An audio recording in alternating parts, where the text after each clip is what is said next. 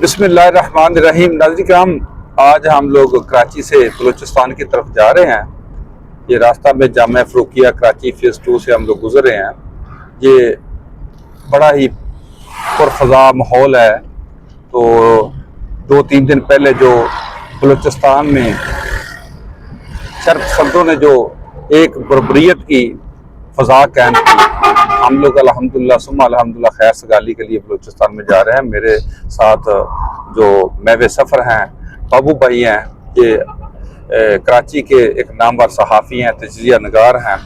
ये अपना अखबार भी निकालते हैं और तजिए बहुत अच्छे करते हैं मुख्तलिफ चैनल्स पे। मेरे साथ और दूसरे दोस्त हैं, सफदर खोखर साहब हैं और उसके बाद अंसर खोखर और उनका बेटा है। तो ये हम लोग खुशकिस्मती है कि बाबू भाई के साथ जो है हम लोग सफ़र कर रहे हैं। ये बहुत कम खुश नसीबों को ये रफ़ाकतें नसीब होती हैं। तो जो कराची से हम लोग सफ़र कर रहे थे, मेरे ज़हन में बहुत से सवालात जन्म ले रहे थे कि पाकिस्तान के नाम नहाद सियासतदानों ने कई दहाइयों तक बलूचिस्तान को अवाम के नहीं बल्कि चंद ताकतवरों वडेरों के हवाले कर रखा था। इख्तियारात, वसाइल और असर और रसूख इन्हीं मखसूस हाथों में जमा होते रहे। आम बलोच भूमियों की दलदल में दंसता चला गया। बहुत अफसोस की बात है, लेकिन जिन्हें अवाम की खिदमत के लिए ताकत दी गई थी, उन्होंने इसी ताकत को अपनी जगीर बना लिया। आज वही अनासर अपने मफादात को बचाने के लिए हर हरबा इस्तेमाल कर रहे हैं। कभी कौमियत के नाम पर आग भड़काते हैं, कभी रियासत खिलाफ नफरत का बयानिया बनाते हैं और कभी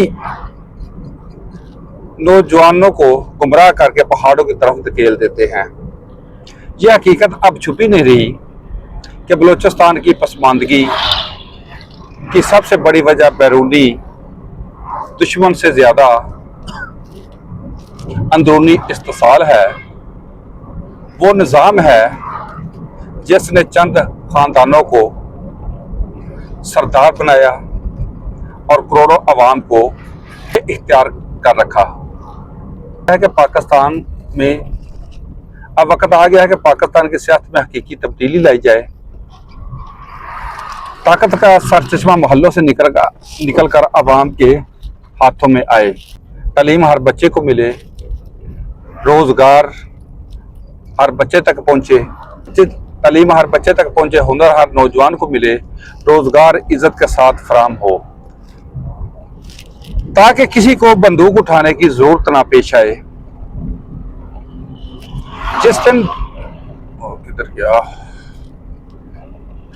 बलोच नौजवानों को किताब मिलेगी, उस दिन बारूद से नफरत हो जाएगी। जिस दिन उसे हुनर मिलेगा, उस दिन वो शिद्दत पसंदी से आज़ाद हो जाएगा। बलोच अवाम फितरी तौर पर पाकिस्तान से बेपनाह मोहब्बत करते हैं और उनकी मोहब्बत की जो मिसाल बहुत कम मिलती है। जैसे पाकिस्तान की हर शहरी का हक है, बलोच अवाम फितरी तौर पर मुहिब्बे वतन लोग हैं। वो वडेरों के जबर, जुल्म, बर्बरियत में नहीं रहना चाहते। वो तरक्की चाहते हैं, अमन चाहते हैं, जैसे हर पाकिस्तानी तरक्की और अमन चाहता है। बलूचिस्तान वसाइल का खजाना है। यहाँ पहाड़ सोना उगलते हैं। बलूचिस्तान वसाइल का खजाना है, यहाँ के पहाड़ सोना उगल सकते हैं। ज़मीन मादनियात से भरी हुई है और साहिल पर ग्वादर जैसा आलमी तिजारती मरकज मौजूद है। अब दौलत अवाम पर लगे तो बलूचिस्तान सिर्फ पाकिस्तान का पसमानदा सूबा नहीं बल्कि तरक्की का इंजन बन सकता है। यहाँ से दुनिया के बेहतरीन खिलाड़ी निकल सकते हैं, बेहतरीन इंजीनियर, बेहतरीन ताजर और बेहतरीन लोग, बेहतरीन रहनुमा पैदा हो सकते हैं। बशर्ते है कि इन्हें सरदारी निज़ाम की जंजीर से आज़ाद किया जाए। आज ज़रूरत इस बात की है कि रियासत कमज़ोर को मजबूत बनाए और ताकतवर को कानून के ताबिया करे। वडेरों की अजारादारी ख़त्म हो और अवाम को उनका हक मिले। यही रास्ता है, अमन की ज़मानत है, यही रास्ता है तरक्की की کنجی ہے اور یہی راستہ بلوچستان کو محرومیوں سے خوشحالی کی طرف لے جا سکتا ہے۔ اگر آج فیصلہ کر لیا گیا تو کل بلوچستان نفرت کا نہیں، امید کا نام ہوگا، محبت کا نام ہوگا اور دنیا اسے دیکھے گی، اور پاکستان ایک مضبوط، متحد اور روشن مستقبل کی طرف بڑھے گا۔ اب میرے ساتھ بابو بھائی ہیں، میں نے تو اپنا جو نقطہ نظر تھا وہ بیان کر دیا۔ بابو بھائی اس حوالے سے آپ کیا کہیں گے؟ میں بڑی معذرت کے ساتھ، آپ سفر میں بھی ہیں تو آپ کو تکلیف دے رہا ہوں، آپ کیا کہیں گے؟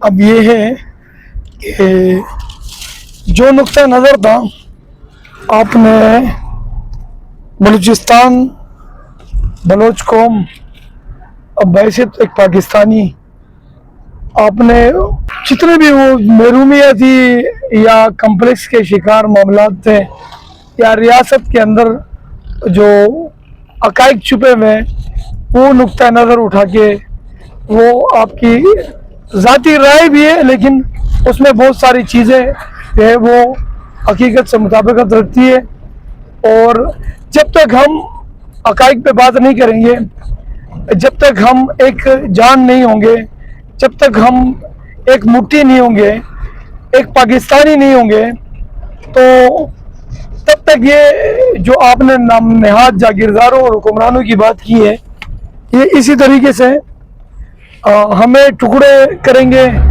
ہمیں کوئی لسانیت کے بنیاد پہ تقسیم کرے گا، کوئی مذہب کے نام پہ تقسیم کرے گا، کوئی صوبے کے نام پہ تقسیم کرے گا، کوئی NFC کے نام پہ ہمیں بلیک میل کرے گا۔ تو یہ چیزیں ہیں، مجھے فخر ہے کہ میں الحمدللہ مسلمان ہوں، اس کے بعد مجھے فخر ہے کہ میں پاکستانی ہوں۔